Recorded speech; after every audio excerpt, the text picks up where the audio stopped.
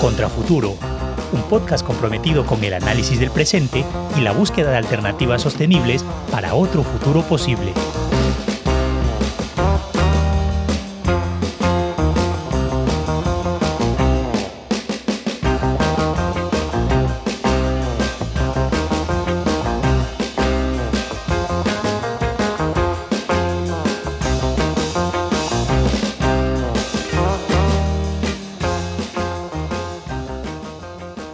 Hace ya más de 60 años, la Asamblea General de Naciones Unidas, ese órgano conformado por la gran mayoría de países que existen, aprobaba la Declaración de los Derechos del Niño. Estos que voy a leer son algunos de sus principios. El niño tiene derecho a un nombre y una nacionalidad. El niño debe tener acceso a alimentación, vivienda y servicios médicos adecuados. El niño tiene derecho a recibir educación. El niño debe disfrutar plenamente de juegos y recreaciones. El niño debe ser protegido contra toda forma de abandono, crueldad y explotación. Estos principios, que hoy nos suenan a obviedad, en su momento fueron revolucionarios. Actualmente los damos por logrados y conseguidos en muchas partes del mundo. Sin embargo, aún existen contextos donde los derechos de la infancia no son salvaguardados. Uno de esos contextos es Senegal, un país que a los canarios y canarias nos queda muy cerquita.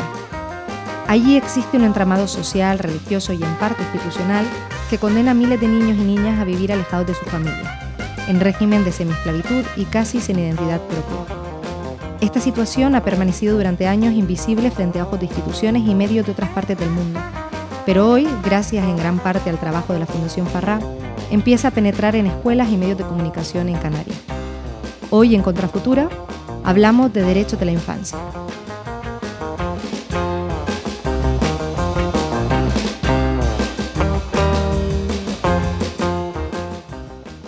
Y para hablar de ello, tenemos con nosotras a Pepi Farray. Ella es docente, investigadora, escritora y fiel defensora de los derechos de la infancia, pero además es fundadora y presidenta de la Fundación Farrá, una organización que lleva muchos años trabajando con población vulnerable en Canarias, pero también en otras partes del mundo, como son Mauritania, Senegal o Gambia. Y aunque sus proyectos se dirigen a una multitud de grupos poblacionales, siempre tienen en cuenta como factor transversal la protección de los derechos de las mujeres y de las infancias. Bienvenida, Pepi. ¿Cómo estás? Hola, muchas gracias por invitarme o invitarnos porque represento a un grupo grande de personas, ¿no? Y sí, realmente el tema que has puesto sobre la mesa hoy es un tema que nos toca mucho la barriga a muchas personas, ¿no? En principio, comentar que efectivamente que hace 60 años casi todos los países firmaron la Convención de Derechos de la Infancia. Me gustaría recordar que el único país que no la ha ratificado es Estados Unidos. Curiosamente, ese país que muchos tienen como modelo de desarrollo y de oportunidades. Uno de los ¿no? promotores de la Organización de Naciones Unidas. Exacto, el promotor, por decirlo de alguna manera, de la Organización de Naciones Unidas, tiene el descaro de no ratificar. Y lo tiene primero porque ha utilizado y no descarta utilizar niños de 14 años en sus guerras. Y segundo, porque todavía hay estados que se reservan el derecho de condenar a pena de muerte a menores. Entonces esto nos hace pensar que la problemática de los niños y de las niñas en el mundo es muy grave, muy grave. Fíjate que hemos avanzado algo en lo que es los derechos de las mujeres, lo que nos ha costado. Pero hemos sido mujeres adultas y mujeres que empezaron ya en el siglo XVIII a levantar la voz. Sin embargo, este colectivo que es la infancia, hay un derecho que nos olvidamos, que es el derecho a participar y a expresar. Es el derecho que se le niega a los niños y a las niñas en todas las partes del mundo. Entonces, nuestra experiencia aquí en Canarias es que todavía se están vulnerando los derechos de la infancia y hay un derecho invisible, que es el derecho a la participación.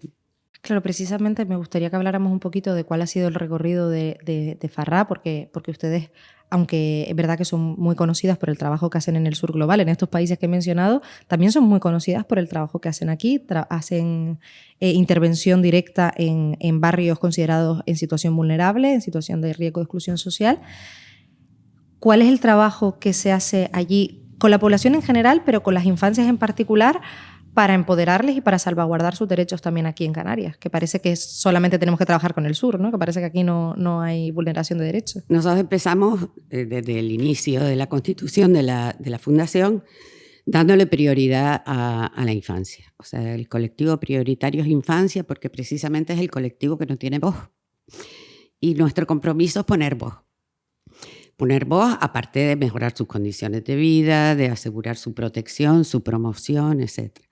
Empezamos a trabajar en los barrios, ahora mismo todos los proyectos de los diferentes barrios, porque estamos en La Paterna, en Todos los Riscos, en La Isleta, en Arenales, se acogen bajo un plan global que se llama A Pie de Barrios Infancia. Aquí, bueno, pues estamos en el Foro de la Infancia, los niños participan, hay comisiones de niños y de niñas que van, son interlocutores, ellos mismos no necesitan un representante, ¿no? Con autoridades políticas, manifiestan y ponen sobre la mesa la problemática de cada barrio y la problemática que les afecta directamente a ellos. Trabajamos desde el modelo de derechos de la infancia, con lo cual, lo que es el derecho a tener una familia, la seguridad, tal, pero también los niños son muy conscientes y en eso hacemos mucho hincapié. El derecho que tienen como sujetos de derecho. O sea, son ciudadanos y ciudadanas. El que sean menores de edad no les resta ese derecho a opinar. Y a participar en sus comunidades. Y a participar, ¿no? Y eso, la verdad que hemos tenido mucho éxito, si el éxito lo medimos en nivel de participación de niños y niñas, nivel de conciencia de que ellos pueden transformar su realidad. Cuando hablabas de África y de Senegal, claro, no son comparables. Las realidades, ¿no? en lo que es los países empobrecidos y lo que es en nuestra sociedad de bienestar, entre comillas, pues son diferentes los percentiles donde mediríamos, ¿no? El grado de logro de cada derecho. Una de las actividades que más satisfacción nos ha producido es trabajar con los niños de aquí, de Gran Canaria, en la lucha de defensa no solo de sus propios derechos, sino de los derechos de los pequeños talibés mendigos. Por eso se ha establecido una red, ellos mismos han formado comisiones, se han informado sobre el tema, han buscado información, están teniendo encuentros virtuales con los niños en la casa de atención, la casa de escucha que tenemos en Senegal. Y me encantó una frase que dijo un niño el otro día, ¿no? Un pequeño talibé mendigo de los que va a la casa. Y le dijo a los niños y a las niñas de aquí, yo sé que ustedes no nos pueden ayudar, pero con este proyecto nos sentimos menos solos. Claro, porque también ellos se sienten partícipes. Exacto. Me gustaría contar, porque estamos hablando de los niños talibés, de los niños mendigos, mucha gente no conoce esta realidad. Yo misma no la conocía hasta que no te conocí a ti y me la contaste. Me gustaría que explicáramos de manera muy sencillita en qué consiste esta realidad de los niños talibés, que se da sobre todo en Senegal, no sé si también existe en otros países de la zona. ¿Qué es un niño talibé? Un niño talibé en principio es un estudiante. Sí, la etimología de la palabra... Es un estudiante en una escuela coránica. Y, por supuesto, esto no generaría ningún conflicto, ningún problema. Como tenemos derecho los padres y las madres, y luego los niños también, a elegir bajo qué signo nos queremos educar, ¿no? Aquí hay personas que mandan a sus hijos a colegios católicos o religiosos y nadie lo cuestiona, ¿no? El problema pasa... porque tú dices, vamos a explícalo de forma sencillita. Es un problema tan complejo que necesitamos saber qué ha pasado para que estos niños que son y eran alumnos de escuelas coránicas terminen siendo niños esclavos. Bueno, pues como tenemos tiempo, vamos a explicarlo si quieres un poquito menos sencillo. Ya, pues, ¿no? te lo cuento. Sencillo pero largo. Con esa contextualización histórica que tú la haces súper bien de qué es lo que ha pasado también en Senegal. Cuando los países africanos del África Occidental estaban bajo el dominio europeo y eran colonias, la población vio la oportunidad de rebelarse contra los gobiernos colonizadores, una protesta, agarrándose al Islam. Ahí es donde más fuerza toma el Islam en esta zona de África. se niegan a mandar, en el caso de Senegal, que fue donde el movimiento fue mayor, las familias se niegan a mandar a sus hijos a la escuela francesa, que además era deficiente, no accedían todos, por mucho que fuera pública, ¿no? Como protesta por la colonización. Y hasta ahí todo es legítimo para los niños. De tal manera que se establecen pequeñas escuelas coránicas en las aldeas y en los pueblos y en las ciudades, a cargo de un marabut, que es un líder religioso, ¿no? Que es el que enseña el Corán a los niños. ¿Qué hacían estos niños? Pues aquellos que iban a la escuela pública, a la salida de la escuela, se reunían en la puerta de la choza o de la casa del marabut. Además, es una escena muy, muy tierna porque se les trataba muy bien y se les trata muy bien. Todavía en muchas comunidades rurales se enciende la hoguera y con sus tablillas aprenden el Corán. ¿Qué pasa? El marabut era un hombre, porque son hombres en su mayoría, no entran las mujeres en esa categoría, como no entramos como en la Iglesia Católica. Otras religiones, efectivamente. Que las mujeres no, parece que no tenemos ese contacto, ese derecho a representar a Dios en la tierra, ¿no? Bueno, pues el marabut era como cualquier hombre de la comunidad. Podía ser agricultor, podía ser artesano, podía ser ganadero, y los padres y las familias, en agradecimiento a esta formación religiosa que le estaba dando a sus hijos, pagaban con especias. Muchas veces las especias eran que los niños en la época de la siembra y de la recogida de las cosechas ayudaban al marabut en esas épocas puntuales, ¿no? Trabajando. El trabajo infantil es algo que es común en estos países, como aquí fue también, común aquí, también lo ha sido, como lo fue aquí. En la economía familiar. Exacto. Sí. Pero había un buen trato, el niño estaba bajo el amparo de su familia, el niño no estaba privado de esa custodia, ¿no? Que ejerce la familia normalmente sobre un niño. En los años 80, en esa década de los 80, ocurren dos fenómenos que determinan que cambie el panorama, o sea, que cambie qué pasa con los talibés, ¿no? De ser talibé a pasar a ser mendigo. Y que tiene mucho que ver con la situación de África en general y su Exacto. relación con el resto de colonias. Exacto. Entonces, la primera es debido al clima. Hay una serie de sequías devastadoras, ¿no? Que arruina los campos, muere el ganado, la gente, sobre todo el contexto rural, se empobrece y empieza lo que es el éxodo rural hacia las grandes ciudades, buscando oportunidades de empleo. Y luego se suma a que el Fondo Monetario Internacional endurece muchísimo lo que son las condiciones de la deuda externa y los gobiernos africanos se empobrecen. No podemos pagar la deuda, ¿no? Con lo cual, a la crisis natural se une la crisis política y económica.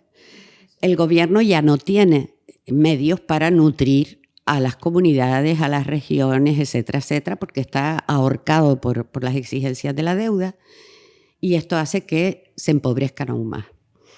Bien, normalmente este éxodo lo emprenden los hombres en aquella época y el marabú, que era un campesino, un agricultor, un ganadero, también se va a la ciudad. ¿Pero qué hace? Se lleva a los niños para que no se queden sin formación. Cuando llega a la ciudad, la realidad se impone. O sea, ¿cómo sostengo a los niños? ¿No? Ya no tengo el apoyo de la familia. Ya no tengo medios para cultivar o para tal. Bueno, pues ¿cómo lo hago? Teniendo en cuenta que una de las premisas más importantes del Corán es que un buen musulmán tiene que dar limosna diaria, ¿no? Aunque sea un mínimo, aunque sea un terrón de azúcar. Bueno, pues vive de la limosna.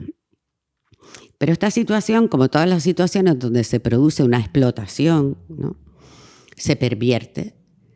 De tal manera que actualmente existen daras que se limitan a cumplir su función, que es enseñar el Corán. Enseñar el Corán.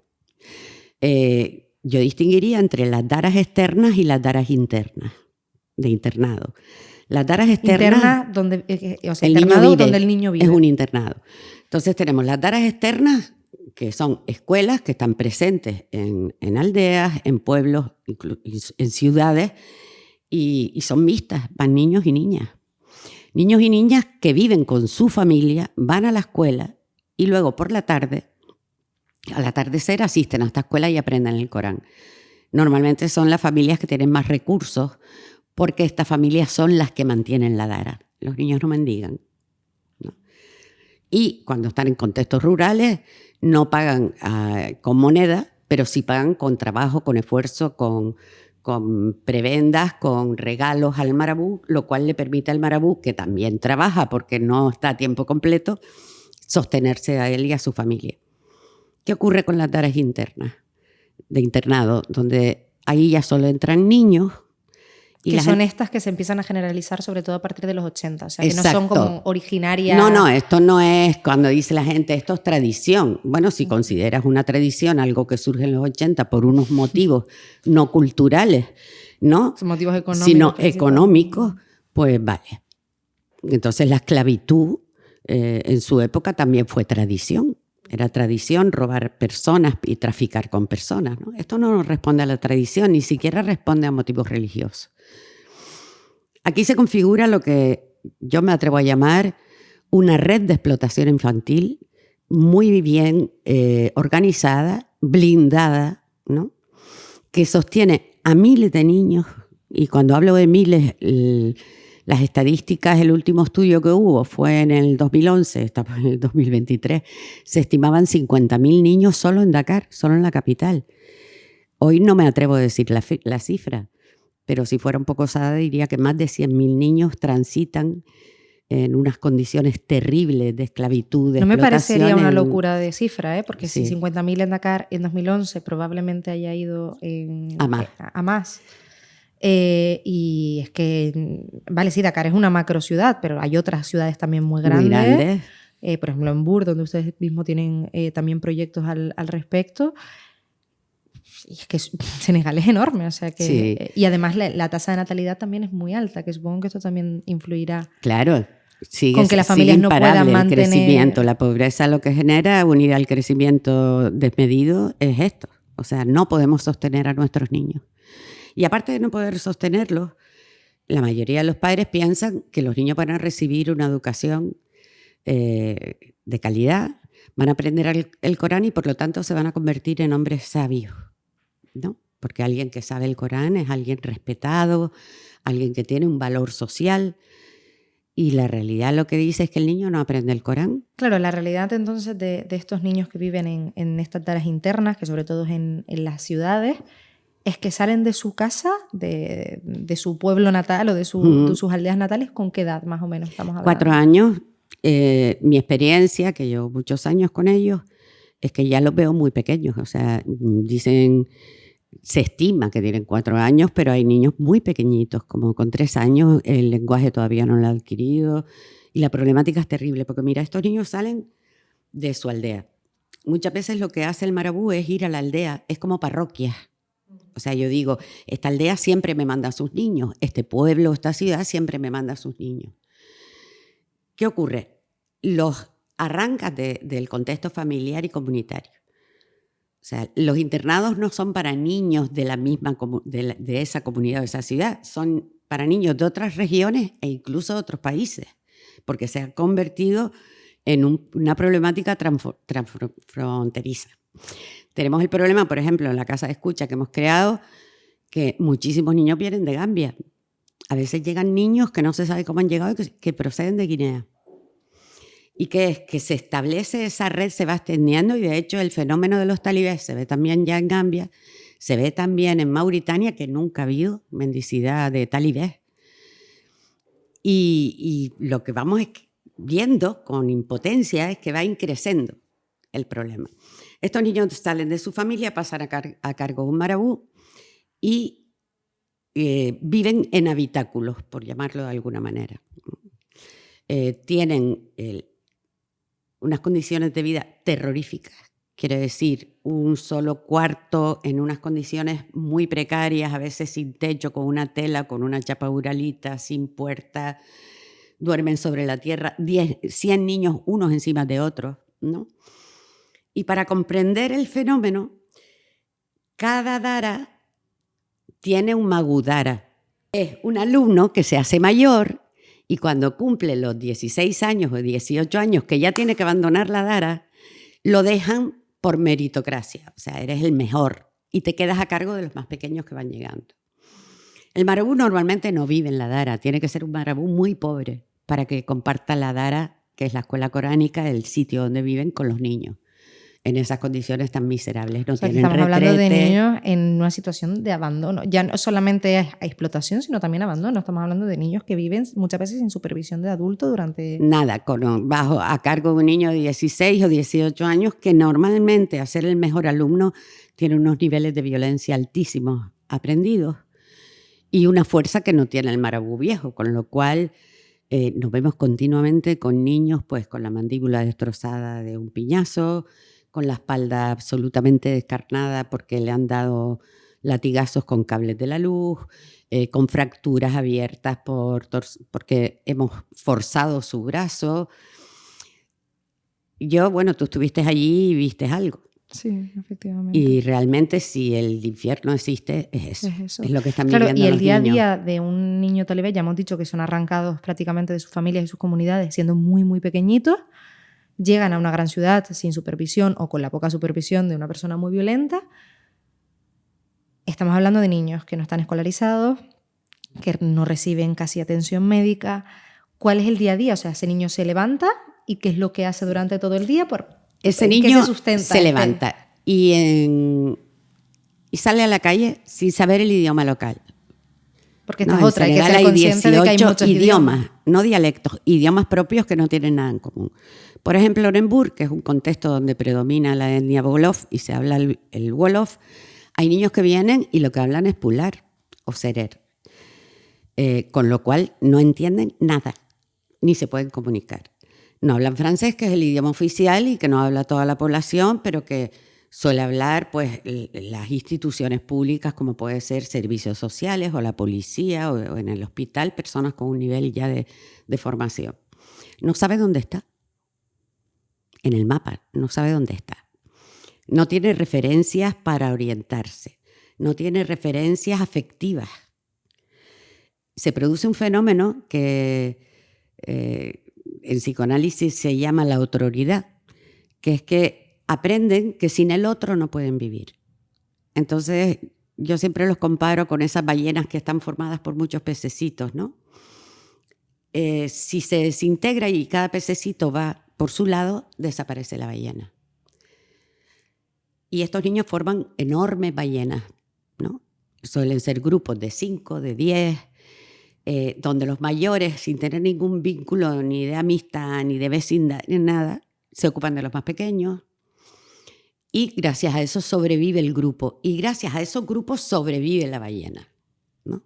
¿De qué viven estos niños? Se levantan a las 5 de la mañana, tienen su oración, no saben leer árabe tampoco. Por lo tanto, lo que están repitiendo en la tablilla coránica no saben lo que es y además lo leen mal. Y ellos creen que están recitando un versículo del Corán y están diciendo abracadabra, pata de cabra, porque no sabemos leer. Terminan de la oración, muchas veces son sometidos a violencia cuando no repites bien el versículo, cuando te quedas dormido, pues castañetazo que te doy o latigazo que te doy o castigo bestial que te aplico, ¿no? Y luego salen a caminar por las calles de la ciudad con sus latas, por eso le llaman los niños de la lata, son latas que antes contenían tomate a granel en los restaurantes y en la familia, y los niños las reutilizan y esa lata es donde es su patrimonio, es donde la gente deposita restos de comida, por ejemplo, van a las puertas de los restaurantes y le ponen los restos de los platos de los clientes, monedas, azucarillos que ponen el café a las personas que van a tomar algún café y el azucarillo lo guardan para el tablibre. Yo ayer hablaba con una compañera y le decía, estos niños sobreviven gracias al corazón de las mujeres. Cuando pasean por la calle siempre hay alguna madre de familia que los ve, los llama y les da un trozo de pan. Hay mujeres que ven que alguien está golpeando un talibé y con esa fuerza que tienen las mujeres senegalesas se acerca y le da 3 gritos diciendo que lo deje en paz. Y bueno, gracias a estas mujeres se establece la figura de la Yaye Dara. Yaye es madre y Dara es la escuela coránica. Son las madres que están en los barrios y ya los talibés las conocen, son mujeres buenas y acuden a ellas cuando tienen problemas. Y ellas con sus pocos recursos intentan ayudarlos, ¿no? Son mujeres muy pobres, tampoco te puedo llevar a un hospital porque no tengo dinero. Sí, pero bueno, al final no te muestra, ¿no?, que siempre que hay abuso del sistema, hay también casos de resistencia, ¿no? Y en este caso, como estamos hablando de infancia y estamos hablando de población muy vulnerable, esa resistencia suele recaer, y además creo que no es un caso exclusivo de Senegal, suele recaer en las mujeres. En las mujeres, sí. Que es las que al final sostenemos los cuidados en Senegal y en todas las culturas. En todo el mundo, sí. Sí. Y bueno, después de estar transitando por esas calles, sufriendo todo tipo de abusos. O sea, hace 2 semanas salió en el periódico Le Monde, el periódico francés, que se empieza a tirar del hilo de una gran trama de explotación para el mercado de pederastia en Senegal, y las víctimas son estos niños. No hace falta un gran estudio, solo hay que verlos. Les llaman les canards, los patos, por la manera que tienen de caminar una vez empiezan a explotarlos sexualmente. O sea, yo me enveneno. Yo a veces leo comentarios, ¿no?, sobre todo en esta campaña, que la gente dice, bueno, no, hay que analizar muy bien cuál es este problema y a qué intereses está sirviendo. Estos niños no reciben comida. Ojo, que no hablo de todas las daras, ¿eh? Estamos hablando de esta tara. Estamos hablando de las daras que sostienen la práctica de la mendicidad, que son muchísimas, que son la mayoría.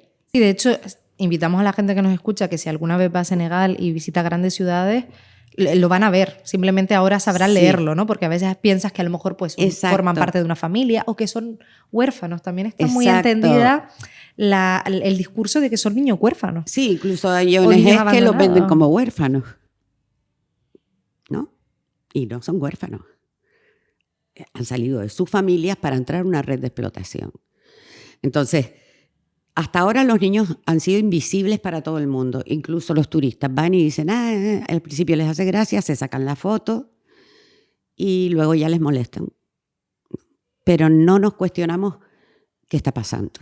¿Qué está pasando en un país que tras la colonización, cuando logra la independencia, establece su constitución, copiada exactamente de la francesa, y la establece porque para hacer negocios con el exterior necesito ser un país democrático. Sí. Y entonces dejamos de colonizar porque empezamos a explotar por vías legales, ¿no? Grandes empresas transnacionales, y tengo una constitución que me acredita como posible vendedor, como posible partner a la hora de hacer negocios. Realmente no ha cambiado nada. Se sigue el mismo sistema devastador de explotación, pero ahora está justificado porque son países democráticos. En sus leyes tienen todo el protocolo y todo el código de protección de la infancia recogido. Está prohibida la mendicidad en la ley infantil. Está prohibida la explotación de los menores. Está prohibida y castigada la pederastia. Está prohibida la violencia. Se exige la escolarización de todos los niños. O sea, recoge todos los derechos de la infancia. Senegal ha firmado y ha ratificado este convenio de Naciones Unidas, por eso me hace tanta gracia. O sea, ¿para qué nos sirven las Naciones Unidas? Que yo leí al principio. ¿No? Por eso ¿para qué nos sirven las Naciones Unidas? Sí, quiero recordar lo de y nadie lo firma. Ser protegido contra toda forma de abandono, crueldad y explotación. Creo que todos los que leí, y bueno, todos los que aparecen en la declaración son bastante paradigmáticos si los comparas con este caso, pero vamos, esa frase es increíble, ¿no? La vulneración. Hablamos también de, o sea, le llamamos explotación y no le llamamos solamente secuestro de niños, porque básicamente lo que es, pero también es explotación en el sentido de que estos niños están obligados a mendigar. Uno, porque es su única forma de sostenerse a sí mismos, ¿no? De comer. Pero también porque esos niños al final del día tienen que volver a esa dara el valor de €1. Con el valor de €1, que no es nada fácil, tengamos en cuenta. Exacto, que allí un euro una familia vive con €1. Exacto, €1 ahí es mucho y además son muchos niños. O sea, incluso aunque tú quisieras te levantes un día diciendo que voy a ser la benefactora de todos los niños que hay en Dakar mendigando, es imposible. Es imposible. O sea, es muy complicado que esos niños consigan el euro y aunque lo consigan, sus condiciones no mejoran. Sus condiciones no mejoran. Vuelven Exacto. otra vez a una Dara a estar hacinados, hasta... Ahí metiste el dedo en la llaga. O sea, no mendigo para yo sobrevivir. Mendigo para enriquecer a una red que me está explotando. Y lo segundo, claro, los benefactores nunca van a solucionar el problema. Esto necesita un cambio radical, necesita una denuncia, necesita una revolución en esa estructura social que sigue explotando a la infancia ante los ojos de la comunidad internacional que mira para otro lado, ante los ojos de sus propios ciudadanos, ante los ojos de su propio gobierno que lo permite, ante los ojos de la policía y de los servicios sociales de la EMO, que son los servicios sociales del menor en Senegal, y estamos cansados y cansadas de decir, basta ya. O sea, nosotros decidimos montar la casa de escucha de los niños. Me gustaría hablar de eso porque efectivamente ustedes han hecho una labor durante muchos años, que me gustaría que contaras ahora, una labor de paliar las necesidades más básicas de esos niños que no estaban siendo cubiertos a través de la casa de escucha, pero ahora han decidido ir a la otra parte, a la profunda, que es la de la denuncia, la de vamos a ver a la raíz del problema. Entonces, cuéntame un poquito primero qué es la casa de escucha y qué labor se hace allí, y luego pasamos a la parte de la denuncia, que yo creo que es bastante interesante y es donde están también un poco ahora. Bueno, la casa de escucha es un proyecto que forma parte de un plan que se formuló desde el principio. O sea, el objetivo de este plan no es ayudar al niño, darle a un mínimo de... No, el objetivo de este plan es erradicar la mendicidad de los talibés y la explotación de los talibés. Ese es el objetivo general. En el camino nos dimos cuenta, bueno, mientras esto se consigue, que no se va a conseguir tan fácilmente, hay que establecer unas estructuras que por lo menos permitan que los niños sepan que no están solos. Porque estas estructuras no van a cambiar la realidad. O sea, el que haya una casa 500 metros cuadrados, con duchas, con lavaderos, con cocina, que no se les puede dar de comer, porque estamos atendiendo a una población de 4.000 niños, solo en unos 5 barrios de Embur, que tienen miles de barrios. Tienen alfabetización, terapia, enfermería abierta 24 horas todos los días, etc. Un espacio de juegos, que eso, me parece importante, ¿no? Porque muchas veces pensamos, los niños tienen derecho a ser educados. Sí, espacio de juego y además una maravilla, porque ahí un lujo. El objetivo de la casa de escucha, nosotros que rescatar al niño que está en el interior de estos mendigos. Y sabes que lo has rescatado cuando le vuelve el brillo a los ojos y cuando empieza a confiar en los adultos que estamos allí. Porque tienen una desconfianza tremenda hacia las personas adultas, ¿no? Pero esto es una tirita. Esto no es una solución. Es una tirita por decir, bueno, estamos aquí, chicos. Y también es un cartel diciéndole a la población y a las autoridades, estamos aquí y estamos viendo lo que nos llega.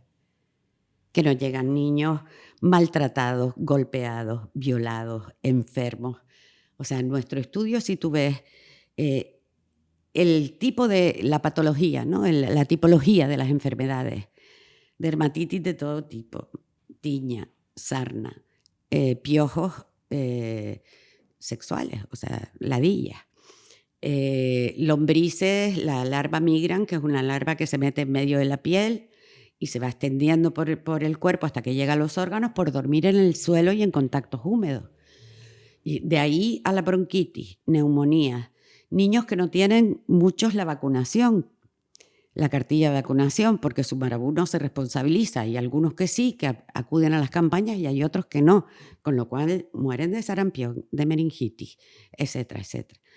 Entonces, yo entiendo que en el mundo hay una parte del mundo que tiene a los niños en la oscuridad, estos niños que están explotados en minas, estos niños que están obligados a trabajos forzados haciendo pulseras para la artesanía, estas niñas también que entran en redes de prostitución, las niñas de la guerra que sirven de prostitutas forzadas y moneda de cambio. Y todo esto se mantiene en la oscuridad.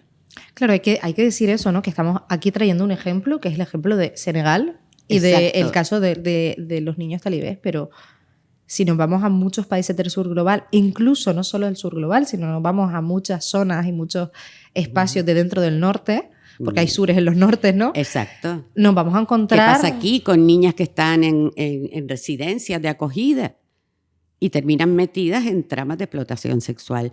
Pues tú imagínate eso en países, bueno, lo has visto, no hace falta imaginártelo, en países donde las leyes no se aplican, donde la policía se niega a recoger las denuncias que formulamos, llevando la foto, llevando el niño, llevando el informe, y donde tú denuncias que hay un niño de 5 años encadenado a la tierra, al suelo, solo con un calzoncito muy tal, y al que no se le ha dado de comer sino un trocito de pan, y está al aire libre durante 5 días, encadenado, y lo descubrimos porque sus compañeros vienen a avisarnos, y la policía te dice que el comisario no está, que el responsable no está, que vaya al servicio de atención al menor, y empiezan a tirarse la pelota hasta que el caso se diluye.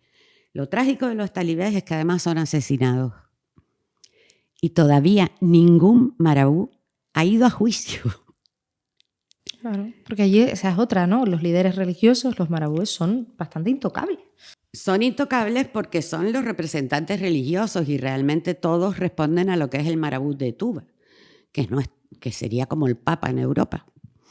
Entonces, yo soy malísima en matemáticas, pero sé multiplicar un poco. Si cada niño trae el valor de 1 euro, porque luego si traen azucarillos, esos azucarillos se venden en el mercado, no es que lo consuman en la Dara, sabiendo cómo es un mercado africano donde las cosas se llevan en una cesta y aunque estén con polvo se venden y tienen un valor. Si tú tienes, pon tú 3 daras a tu cargo, como marabú que vives en tu casa, tienes 3 magudaras, 3 jóvenes, 1 a cargo de cada dara, que es el que aplica la ley de la dara. Cada dara tiene 100 niños. Y si cada niño trae el valor de 1 euro, son 100 euros por dara, son 300 euros diarios. Multiplícalo por miles de daras que hay en el país. El dinero que está moviendo esta red de explotación es impresionante. Pero parece que no le importa a nadie. Y Senegal es un caso porque está a 2 horas de avión. No estamos hablando de Tailandia, donde utilizan a los niños y a las niñas en la prostitución y para el turismo sexual. No, estamos hablando de 2 horitas. Sí, no, y también me parece interesante el cómo ustedes han conseguido tejer el puente, ¿no? Porque precisamente pasa eso, ¿no? Que muchas veces cuando pensamos en problemáticas que ocurren en el sur, como es el sur, aunque esté súper cerca, porque nosotros estamos más cerca de Senegal que de Andalucía, eso yo creo que todos lo sabemos. Pero cuando ya se trata de niños que fenotípicamente son distintos, porque estamos hablando de niños de otra raza, estamos hablando de niños que parecen que tienen una realidad completamente diferente a la nuestra, parece que es más difícil empatizar, lo cual es absurdo porque no debería de serlo, y muchas veces esa empatía también se construye a través de la revictimización, a través de escenificar todo el rato el dolor, y ustedes han conseguido, están consiguiendo, porque la campaña todavía está en marcha, que niños de aquí, de Canarias, sin necesidad de ver fotos de ningún niño sufriendo o siendo apaleado, consigan entender la problemática y contársela al resto de la gente de aquí, ¿no? Consiguen, sí. Están contándolo a sus familias, están contándolo a sus allegados, están contándolo en redes sociales. A los centros escolares han pedido estos grupos de niños que están trabajamos aquí con 3 grupos de edad que van desde los 4 hasta los 16 y efectivamente sin victimizar, sin aterrorizar, han sido capaces de comprender la problemática. Ellos viven su propia problemática de vulneración de derechos en todos lados y en todos los niveles y en todas las capas sociales. Aquí no es que porque estés en tal barrio sufras más, no. Aquí los niños y las niñas sufren hasta en los contextos más acomodaticios, en los mejores contextos, ¿no? Porque no somos conscientes, todavía seguimos diciendo, cállate que estamos hablando los mayores. O separando a los niños en mesas diferentes. Exacto, ¿no? Los niños allí y nosotros aquí. Me encanta, el otro día en el Foro de la Infancia, que estuvimos todo el día trabajando con niños de todas las islas, hicieron pequeños grupitos, niños y niñas, y al final subía un representante de cada grupo. Y me encanta, porque cuando una niña te dice, en el área de tecnología, que se quejan las familias y los profesores de que estamos mucho con la tecnología. Vale, de acuerdo. Vamos a dejar de estar con la tecnología, pero jueguen con nosotros. Entonces, los mayores tenemos la capacidad siempre de darle la vuelta al tornillo. Estos niños, no. Estos mayores que hemos contratado como niñeras a las redes, que los niños están accediendo a pornografía porque le hemos puesto como niñera una PlayStation, un ordenador, una tablet o un móvil. Como decían ellos, jueguen con nosotros. O sea, ese derecho al juego y el juego en el entorno familiar, aquí lo hemos anulado. Aquí el niño juega porque va a actividades extraescolares, el que las puede pagar, que fue otra de las quejas que tenían los niños y las niñas. Queremos jugar con la familia, con los padres, con las abuelas, Estamos cansados de que nos lleven a actividades extraescolares. Entonces, si en este panorama tan oscuro para los niños, encima eres un niño en un país empobrecido, eres negro. Sí, el papel que juega el racismo tenemos aquí es fundamental. las lentes del racismo todavía puestas. Y encima tu propio país nos reclama una protección, una solución. ¿Por qué me voy a encargar yo de esto? ¿Por qué me voy a preocupar yo por esos niños, no? El problema, Elena, es que luego escuchas, ¿no? En esta campaña ha habido una aceptación masiva de la población, de mensajes, de gracias por revelarnos esta realidad, ¿qué podemos hacer? Pues ya hemos dicho, ahora viene la campaña de recogidas de firmas para empezar a plantear denuncias, ¿no?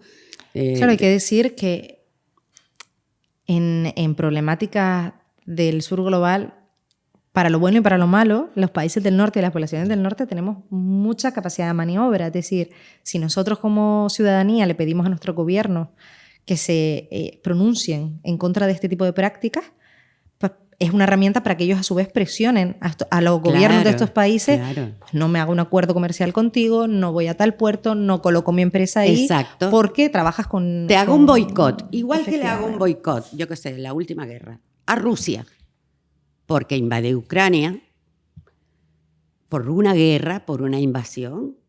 ¿Por qué no hago un boicot político y económico por vulneración de derechos humanos que está en guerra contra los niños?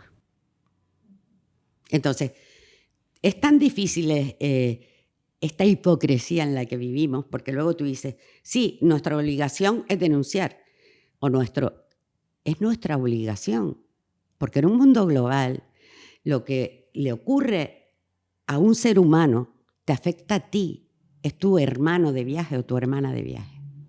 Y cuando dicen, no, es que vas allí en plan paternalista. No. Yo voy allí a una lucha y a unirme a una lucha que está empezando y que ya hay colectivos senegaleses que están diciendo stop a esta explotación. El otro día le decía a un compañero, digo, mira, en todas las guerras, en todas las luchas, hay brigadas internacionales que se unen a apoyar, si coinciden con ese tal. O sea, esto no es una cuestión de qué buena soy, voy a cuidar a los niñitos. No, esto es una cuestión de me uno a la lucha contra la esclavitud infantil. Hablábamos antes de que va a ser un camino largo, porque también así está muy arraigado. Cuando los problemas son muy gordos y son muy profundos, los caminos para solucionarlos son largos. Ustedes están ahí, están en la lucha, como bien has dicho, están junto con otros colectivos y con otras personas también del terreno que están trabajando para erradicarla. ¿Cuáles van a ser los siguientes pasos y cuáles son un poco las proyecciones en general? Bueno, este plan, como te decía al principio, tiene 3 patas. La primera pata siempre fue la denuncia, ¿no? Y la exigencia de cumplimiento de leyes. Nada más, no estamos pidiendo nada, sino, oye, cumple lo que dice tu Constitución y cumple lo que firmaste en la Convención de Derechos de la Infancia y ratificaste. La segunda pata es la atención inmediata. O sea, no podemos decir a los niños, mire, esperen a que esto se solucionará dentro de... No, aquí tienes enfermería, aquí tienes apoyo psicológico, aquí tienes tratamiento si estás desnutrido, aquí tienes duchas para que tengas por lo menos, ¿no?, esa prevención ante todos los riesgos que tienes. Aquí tienes personas que te acompañan a denunciar, aunque la denuncia no tenga efecto nunca, todos esos atropellos que llegan hasta el asesinato y la muerte a bastonazos de niños de 5 años, ¿no? Y la tercera es comunidad de familias. Vean lo que está pasando. Entonces, la tercera pata, ya la iniciamos hace unos años, es las visitas a las comunidades de origen de los niños. Muchas veces las madres, sobre todo las madres, no saben dónde están mandando a sus hijos. La mayoría de las veces no los recuperan. Es muy difícil también hacer el... Exacto. Aunque quieras, es muy complicado saber dónde ha acabado tu hijo. Exacto. Y luego ellos saben que se fue con el marabú de Embur, pero no saben ni dónde está la Dara, que este señor se llama no sé qué. Vale. Pero ya le perdiste la pista. Este niño, si se escapa, se convierte en un flashman, en un niño de la calle, que entonces ya no tiene la protección de ese gran grupo. Va de independiente, se une a otros 2 niños y estos niños entran en la calle y desaparecen sin que nadie pregunte por ellos. Son niños que huyen de la violencia de la Dara, ¿no? Entonces, claro, en estas 3 patas tienen que ir paralelas. O sea, te ayudo a que no te mueras ahora.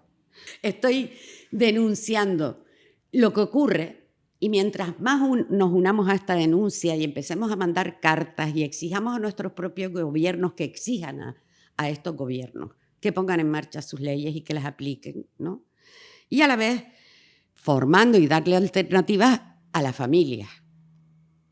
O sea, ¿dónde está yendo tu hijo y cómo podrías hacer para no tener que desprenderte de tu hijo? Ya hablamos de la economía comunitaria, de promoción económica, de la soberanía alimentaria de las comunidades, del acceso a la educación pública y de todo eso, porque esto no es un problema religioso. El Islam no dice que maltrates a los niños, el Islam dice que des limosna. El Islam no dice que, el Corán no dice que lo mates a golpes y lo entierres en un descampado. No dice que lo golpees hasta sangrar en la espalda con un látigo. Eso no lo dice el Corán. Entonces, yo creo que llegará el momento en que todas estas personas, la mayoría musulmanas, que tienen conciencia y que son muchas, tengan el valor de decir se acabó. Exacto, y que viven la religión desde donde se tiene que vivir. Exacto. Exacto. Hablabas antes de que Le Monde Diplomatique sacó un artículo hace unas semanas hablando de esto. Creo que pocos medios de comunicación nadie se ha hecho caso. Nadie se ha hecho eco. O incluso internacionales se han hecho cargo. Lo están haciendo ustedes. Y creo que también es un poco responsabilidad nuestra, desde nuestras pequeñas esferas de influencia, ¿no? Desde las amistades que tenemos, nuestras redes sociales, si es que hay gente que tenemos algo de bombo por ahí, de visibilizar, porque si visibilizamos nosotros, llegará a los medios. Si llega a los medios, llegará a las instituciones y poquito a poco se irá haciendo una cadena. Así que simplemente la enhorabuena por el trabajazo que están haciendo desde la Fundación Farra con la campaña de denuncia, pero también con estas 3 patas que acabas de explicar muy bien. Y última llamada a la ciudadanía en general, que muchos seguramente se estarán enterando ahora porque es algo muy invisibilizado, pero que hasta aquí, a partir de ahora, ya se tiene que hacer visible, ¿no? Gracias, Elena. Como último mensaje, decir que hay mucha gente que está escribiendo y diciendo qué horror, vale, sí, ¿qué podemos hacer? Y yo respondo, contarlo. Y cuando llegue el momento, firmar la denuncia. Porque hay gente que a veces se equivoca y dice, claro, nos van a pedir dinero. No. Necesitamos que se cuente. Necesitamos ser muchas personas las que firmemos en contra de esto y que llegue a nuestro gobierno, que llegue en su momento a la ONU, aunque no va a servir para nada, pero sobre todo que llegue a los gobiernos de estos países que están sosteniendo esta locura, ¿no? Este infierno.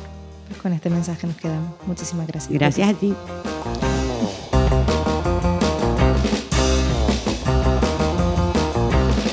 Contrafuturo es un proyecto de la Coordinadora de ONG de Desarrollo de Canarias junto a la plataforma Futuro en Común. Ha sido posible gracias a la financiación de la Agencia Española de Cooperación al Desarrollo y de la Secretaría de Estado de Agenda 2030 del Gobierno de España. Dirección y guión, Elena Jiménez. Grabación, edición y maquetación, José Luis Rodríguez.